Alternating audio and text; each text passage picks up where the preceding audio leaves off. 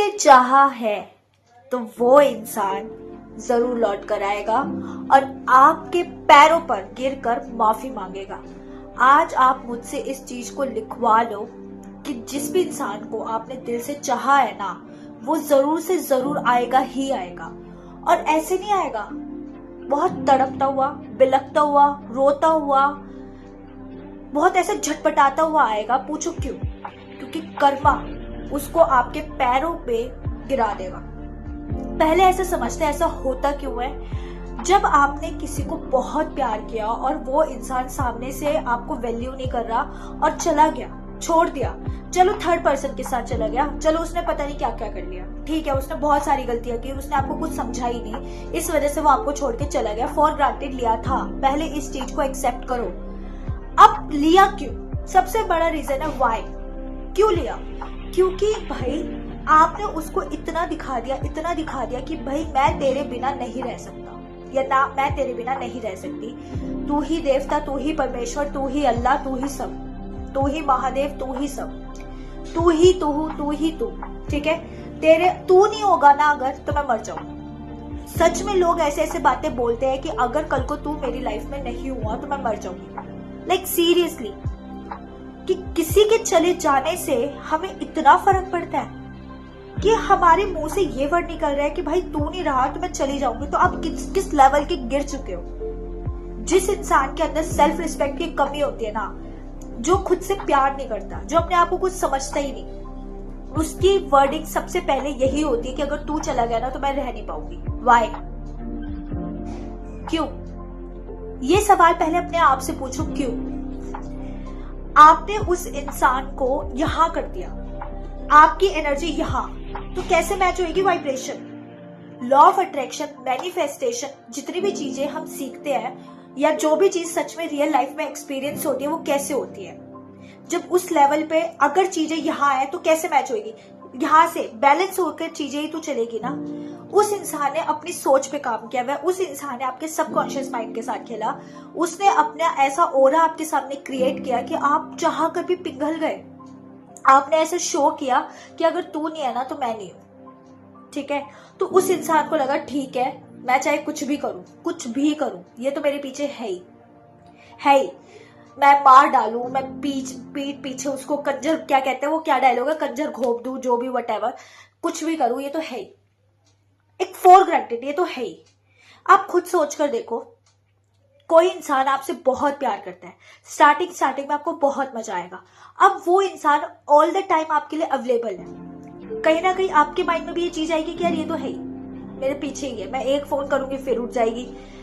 अगर आपने बहुत बड़ी गलती कर दी, ठीक है, सामने वाले इंसान ने आपको एक ही झटके में माफ कर दिया, तो फिर वो इंसान को क्या लगेगा? आप ही हो, आपको क्या लगेगा कि यार ये तो मेरे पास है ही, क्या ही हो गया?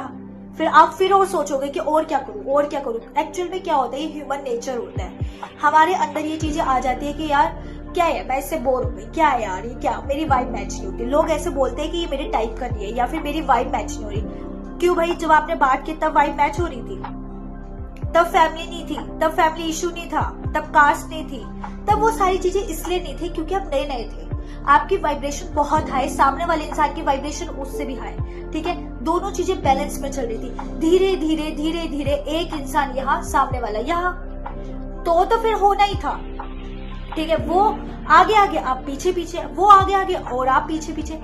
ये तब होता है जब हम अपनी पूरी तरीके से धज्जियां उड़ा चुके होते हैं, जब हमें पता ही नहीं कि भाई क्या है, चल क्या रहा है। कभी कभार तो इतना हम इमोशनली डैमेज हो जाते हैं, पता है कि सामने वाला गलत कर रहा है, फिर भी हम उसको सपोर्ट करते हैं। क्यों? क्योंकि हमें वो चाहिए ना, अरे मैं तो प्यार करती हूँ ना।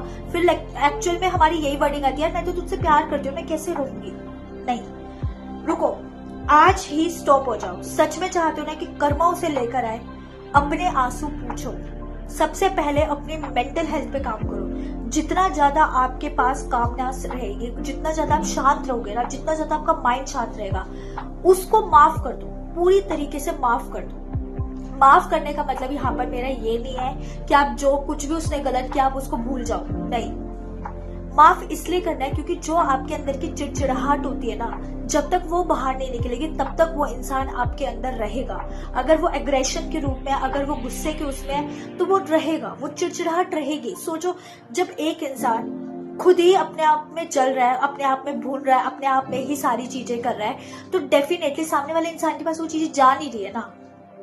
यही होता है। आपने बहुत बार ऐसी स्टोरीज देखी होगी कि एक इंसान बहुत तड़प रहा था, बिलख रहा था, जैसे ही वो चेंज हुआ, सामने वाले के साथ उल्टी सीधी चीजें होनी स्टार्ट हो गई, जिससे उसको उस इंसान की याद आने लगी और फिर वो दौड़ते दौड़ते उसके पीछे पीछे। और तब तक क्या होता है कि हमारी जो वाइब्रेशन है, हमारा जो ऑरा होता है, वो बहुत चेंज हो चुका होता है कि हम उस इंसान की तरफ देखना पसंद नहीं करते। वो उस लेवल के वो चेंजेस वो तब आते हैं जब हम अपने माइंड पर, अपनी बॉडी पर, अपनी चीजों पर काम कर लेते हैं। एक बात याद रखना, पृथ्वी गोल है, बिल्कुल गोल है। चाहे वो कहीं भी घुमाए, बिहार घुमाए, उड़ीसा घुमाए, कहीं भी, मतलब पूरे वर्ल्ड टूर पे चला जाए, आना तो उसे वही है। पूछो क्यों? क्योंकि पृथ्वी गोल है ना, कितना ही बड़ा चक्कर काट ले, जहां शुरू किया वहां तो आना ही पड़ेगा, चाहे वो कुछ भी करे लाइफ में। मैं बोल रही हूँ कुछ भी, मतलब कुछ भी। और एक बात और, यहाँ पे इस लाइफ में कुछ भी इम्पॉसिबल नहीं है। सबसे पहले खुद पर काम करना बहुत ज्यादा जरूरी है। अगर उसको ये दिखाने के लिए कि उसने क्या खोया है, तो पहले सबसे पहले काम अपने ऊपर करो। आप जो बदला लोगे ना, कुछ नहीं होने वाला। सच बताने में कुछ नहीं होने वाला। आप जरा सा कुछ करोगे तो सामने वाले को पहले ही पता है कि यार मैंने इसके साथ कहीं ना कहीं गलत तो किया है। देखो, उसकी जो सोल है ना, वो जानती है, उसका सबकॉन्शियस माइंड को बहुत अच्छे से पता है उसने क्या किया है, उसको पूरा पता है। पर वो ऐसा दिखा रहे मेरे से कुछ नहीं हुआ यार, हो गया अनजाने में, है ना। तो आप भी दिखाओ ना कि अनजाने में आपने क्या दिखा दिया। आपने उसकी औकात दिखाई है उसको। और मैं एक बात बताऊं, ह्यूमन नेचर की टेंडेंसी होती है कि जो चीज हमारे पास होती है ना, हमें उसकी कदर नहीं होती। जितनी वो चीज दूर हो जाएगी ना, उतनी ज्यादा हमें एक्सपेंसिव लगने लगती है। आप ये खुद सोच के देखो, एक कोई ऐसी टॉफी क्या यार, 2 रुपए की, 1 रुपए की टॉफी जो आपको बहुत पसंद हो, ऐसा हो कि वो मिल नहीं रही किसी भी दुकान पे ऐसे मिल ही नहीं रही और आपका बहुत मन कर रहा है उसे, तो आपकी क्रेविंग उतनी ज्यादा बढ़ेगी। यहाँ तो आप नेचर, यहाँ तो इंसान की बात कर रहे हैं, यहाँ तो उसकी बात कर रहे हैं जिसने भर भर के प्यार दिया है। दुनिया में इंसान के पास चाहे वो राजा भी हो ना, तब भी उसको और ये कहते हैं ना, प्रजा की, बहुत सारे पैसे की, धन की, संपत्ति की, इतना पैसा होगा कि वो उड़ा भी ना पाए, फिर भी उसको ये रहेगा, पूरी जिंदगी उड़ा नहीं पाएगा, फिर भी उसको क्या रहेगा, मैं और कमा लूं। ये ह्यूमन का नेचर है। तो जरा सा जब हम दूर होते हैं ना, जब हम पीछे होते हैं, तो सामने वाला फिसलना शुरू हो जाता है। इसलिए मेरी बात को ध्यान से समझो। अपने आप को कमजोर बिल्कुल मत समझो। आप बहुत ब्रिलियंट हो, आप अपने आप में यूनिक हो। सबसे पहले खुद को उठाओ, खड़े हो।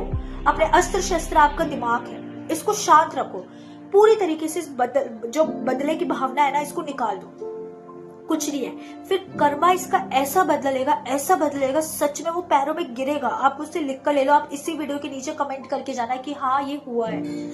आप करके तो देखो। आप 4 महीने, 6 महीने, 1 साल, 2 साल अपने ऊपर काम करो।